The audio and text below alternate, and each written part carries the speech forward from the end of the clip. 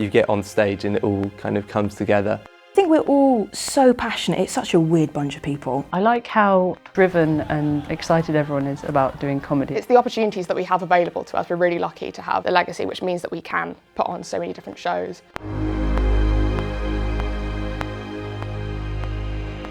Footlights is a very old student society. It was founded in like 1883. A split off from the amateur dramatic society we have here, focusing in on comedy, and then it's just accelerated since then. The biggest thing with the Footlights is we have the ADC Theatre, which is a really great venue. A lot of the other societies, you don't quite get the pull of people in as the Footlights do.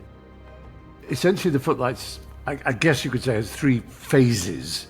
There's the phase for the first 50 years of its life, really, where there were shows with wonderful titles like Cheer Ho, Cambridge. Then Peter Cook happened and the satire boom exploded. And then on there was a new kind of undergraduate humour. It was spikier and sharper. I've always been like a massive fan of comedy, and my mum was a Footlight when she was here, and it's maybe just gone, oh, this is it, this is like what I need to do. So it's why I applied to Cambridge. It had never really crossed my mind that I would be a Footlights person, that we had the great messiah hanging over us, JC, John Cleese and Peter Cook. Those two in particular for me were enormous childhood heroes. The Cambridge comedy scene is maybe slightly more alternative, if that's not an annoying word to use. So we're getting a fresh take, hopefully, on comedy. I think it's rare to have that many people doing something for no money, just all organising it ourselves and doing it so well and doing so much of it. There's no 2 weeks that are the same. We're not doing shows, we'll be running workshops, trying to get more people involved in comedy, doing workshops in different styles of comedy. Sometimes we run writers' rooms. There's the pantomime, which is more acting, but you can also write it. And then there's sketch shows and there's the smokers, so you really get like a nice variety. The show gets pitched by a director or someone external to the performers, and they cast it. So there's often a casting panel of 5 or 6 people if it's a bigger show. You go to that, you perform 5 minutes of stand-up, you hope they like it. Once you get cast, there's writers' rooms.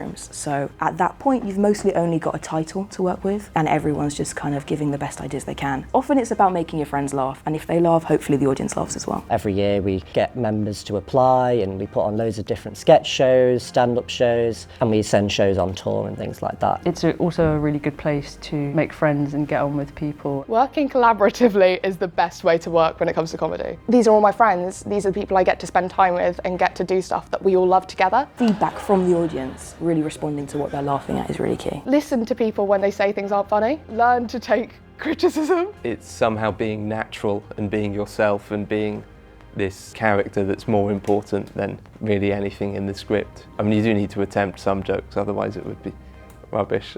The more you try not to look silly, the more you will. If you try to look cool, you'll look stupid. Don't be afraid. There may be some third years there and you're a first year and you think they're absolutely cool and they've got all the answers.